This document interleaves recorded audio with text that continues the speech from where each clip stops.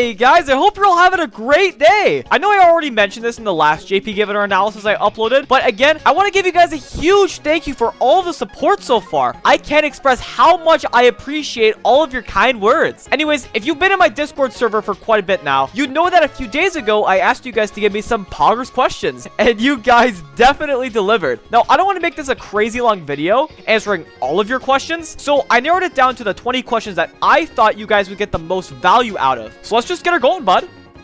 The first question comes from Delta, who asks, who or what got you into competitive Mario Kart? And that is a great question. All right, let's go back to 2013. Good old 11-year-old JPGivin'er just vibing on Miiverse. I was just playing a bunch of games at the time, and eventually I ran into a guy named Chris. We connected right away, and we're having a sick time gaming together. And as time went on, we started playing a ton of Mario Kart Wii as well. Now, for some backstory here, I loved playing Mario Kart Wii back in 2011. And even though I never knew of a competitive scene, I still saw myself as a pretty good player, which was so far from the truth. Like, I was definitely on the lower end of the totem pole. But as a result, I really enjoyed playing worldwide. So I was pretty stoked when Chris was also, in my eyes, pretty good at the game. Eventually, he introduced me to some of his friends, and through them, I found the Mario Kart community on MarioKartWii.com. I was just so interested in the idea of clan wars, even the smaller sizes like 3v3s. And this led to me making my first team, good old Mario Kart Masters, which in summary was a complete disaster. But it's still super nostalgic for myself and people I've now known for 7 years. So yeah, that's how I got into competitive Mario Kart. The next question comes from Jinja, who asks, what is the biggest advice you would give to newer players? Honestly, it has to be putting a big focus on driving. Now, obviously, it's really easy to look at this game from the outside in and say that the people who use their items the best will win. And that absolutely is the case at the top of the totem pole. But seriously, you cannot neglect driving. Even though this game isn't nearly as technique-driven as, say, Mario Kart DS, Wii, or 8, you cannot use that as an excuse to not take driving seriously. You could get away with it in 2017, but definitely not nowadays. But that's besides the point. I believe there are quite a few videos on YouTube showcasing the shroomless lines in this game, and it might be in your best interest to take those a bit more seriously. I'll leave the videos you should watch given your combo in the description. I'll also be contributing to these style of videos for the next few months, and you'll know what I'm talking about when my video drops tomorrow. But yeah, in summary, if you're a newer player, put more of a focus on driving. Worry about items when you're comfortable on the tracks.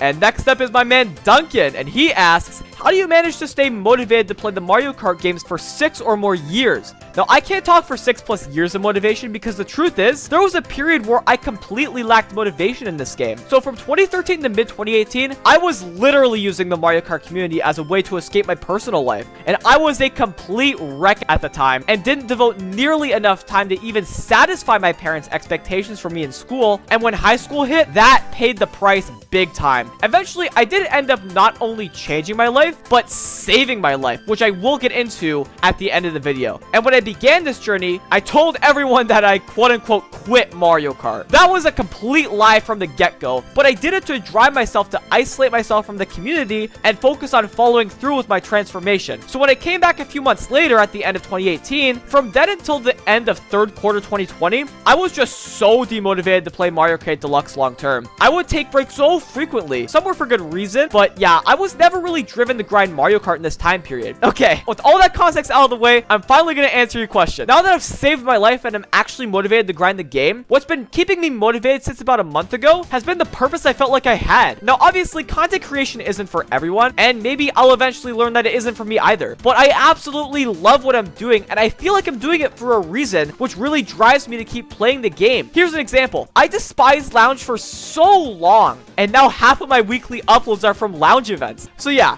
my answer in summary is, I have found purpose to play Mario Kart.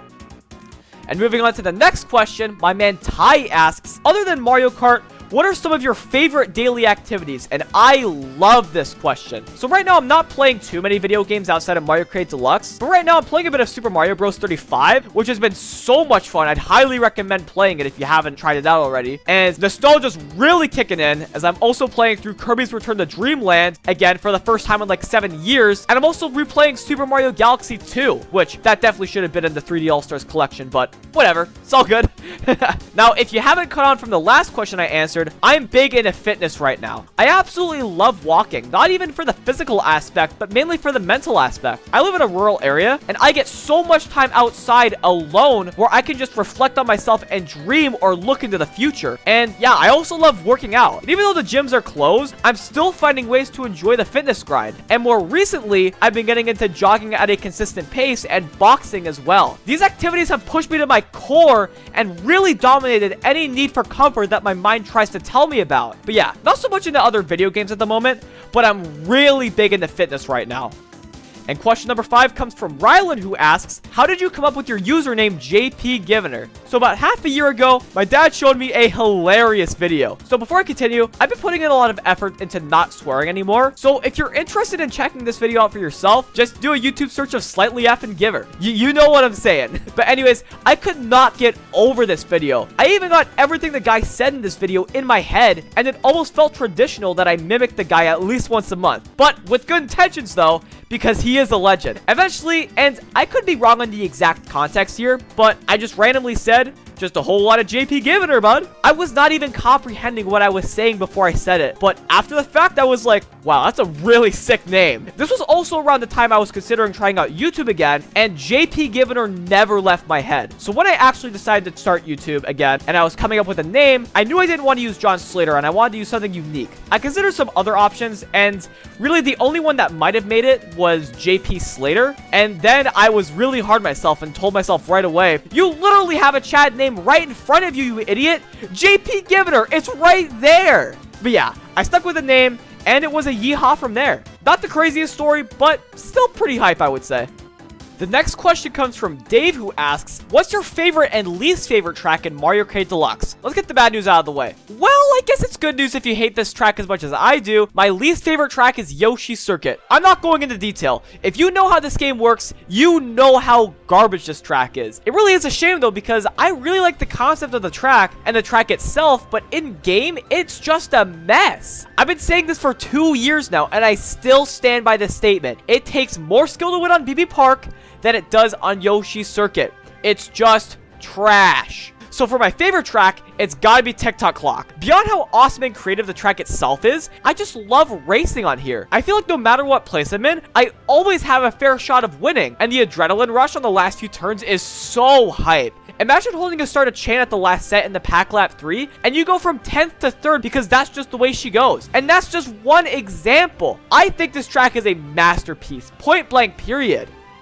And question number 7 comes from Dash, who asks, how do you feel about competitive Mario Kart Deluxe? List your pros and cons. I won't go into too much detail with the specifics. For the pros of competitive, I think the communication aspect, the constant need for self-awareness, and the awareness for what's happening around you is really fun to work with. I really like how much strategy and theory goes into every match you play, whether it be a clan war or a lounge event. I think all of that is awesome. I only have one real significant con, which is the driving, since I don't have as much fun with this game as I do Mario Kart 8. And even though the lack of tech is not blatantly noticeable, unless you're playing on Thwomp Ruins or Wario's Gold Mine, for example, as a former Mario Kart 8 player, sometimes you just really miss hopping and sliding all over the place.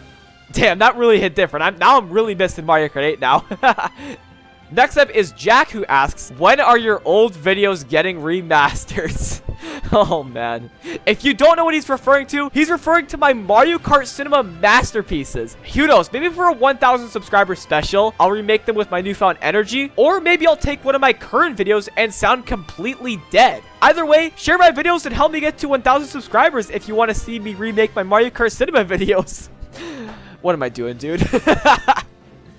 This should be a nice change of pace. My man Teeples asks, what are your top 5 favorite foods? Alright, so numbers 5 through 2 aren't too special. They're kind of what you'd expect, but I do think number 1 is pretty hype. Anyways, my list is number 5, ice cream. Number 4, steak. Number 3, pizza. Number 2, juicy jumbos, as in like the bigger and better hot dogs. And number 1, peanut butter. I know people can treat peanut butter as a condiment, but honestly, I will always see it as a food, and I absolutely adore it. Like, a bit too much, in fact. But yeah, those are my top 5 foods. Yeehaw, bud. And unfortunately, this question will be answered pretty quickly. Question number 10 comes from Colchanetta, who asks, how many languages do you speak? And I only speak one. Good old English, baby. I do know a little bit of French, but I haven't taken any French courses since grade 9, so my knowledge of the language is definitely lacking. So for languages I can confidently say I speak, it's only English. Sorry, bud. Moving on, Aito asks, what in your opinion do you feel is the best way to improve at Mario Kart Deluxe? And that is a great question. My answer appeals to anyone at any skill level, and that is to not take your items for granted. It is so easy to hope for 2 specific items in a double box, and when you get 2 items or even 1 item you don't want, you basically waste it. I think a prime example of this is a coin. I genuinely believe the coin isn't even a worst tier item. Now obviously it's pretty useless at first glance, but then you gotta dig a little deeper. If I had a coin than a horn, why would I spam my coin for a tiny bit more speed and put my horn in my first slot? Let's say I do that in first. A blue shell comes and a boo steals my horn just as I'm about to horn the blue. And if I held that coin, the boo would have stolen my coin instead. That's it. Imagine this other scenario too. You're in first with a coin, then a bomb, and the other team is 2, 3, 4. If you spam your coin and expose your bomb, the other team will have already planned for you to back your bomb by the time you back it. You hit nobody, spots remain the same. But what if you hold your coin just until you back your bomb in a practically unavoidable place without the other team previously knowing of the bomb? You take out all of 2, 3, 4, your team gets top 6, and you win the war by 2. See? Don't take items for granted. This applies to every item. Dig a little deeper in the moment and see what you can do. The next question comes from Jacob, who asks, in a recent video, you talked about reducing internal tilt as well as external tilt. How do you go about doing that? Yeah, so I feel like it's really easy to maintain composure in a call as a way to not copy and paste the tilt you have onto your teammates. But if you're tilting really hard on the inside, you're going to perform just as terribly as if you were tilting hard on the outside as well. I think preventing this just comes down to mindset, really. Think about this. What effect is getting triple greened by a French shoot on Waluigi Wiggler going to have on you in a month? A week? A day? Next to nothing. I'm not the best at completely abolishing tilt, don't get me wrong, but I feel like I've done a pretty good job lately, and I think it comes from thinking about the effect in-game Mario Kart events will have on me down the line. Next to nothing. So yeah, reducing both internal and external tilt comes down to your mindset and your drive to abolish tilting altogether. That's what it is for me. Moving on, Noah asks, how do you balance playing Mario Kart with your other activities or priorities as to not get too distracted with it?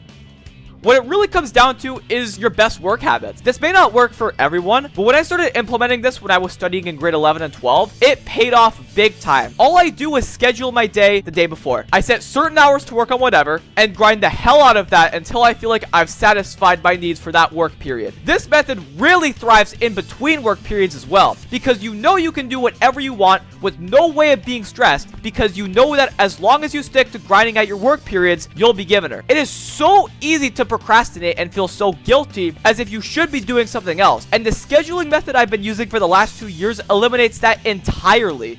And this question is straight to the point. McYogurt asks, what Mario Kart Deluxe track are you worst at?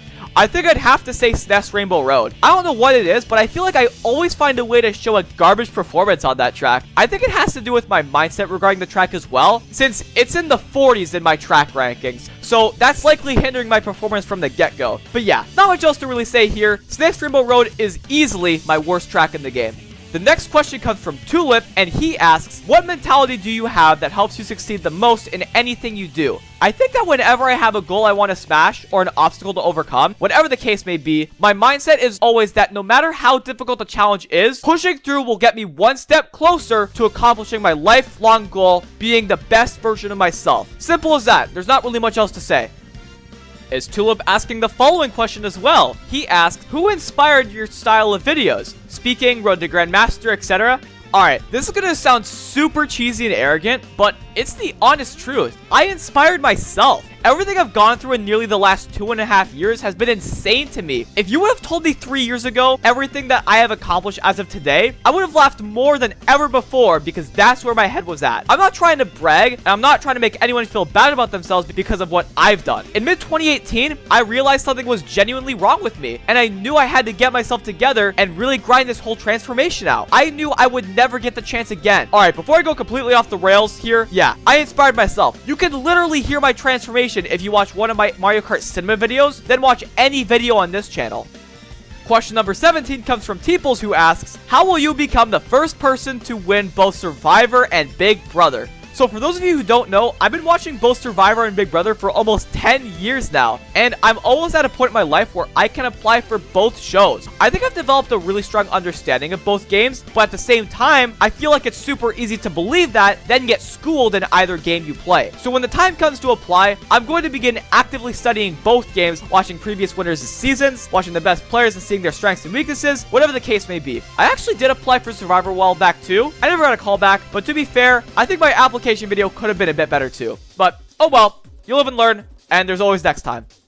And Tulip is back one last time. He asks, how do you keep up with players that are better or faster than you? I want to say it just comes down to having solid, consistent lines. I don't think my driving is perfect, like the peak of this game kind of perfect, but I'd like to say I've nearly perfected my driving for what it's worth at the moment. I'd say I'm super consistent, and that's what really helps me at the end of the day. So yeah, I'm not the fastest, but I'm really consistent with what I know, and that's how I keep up.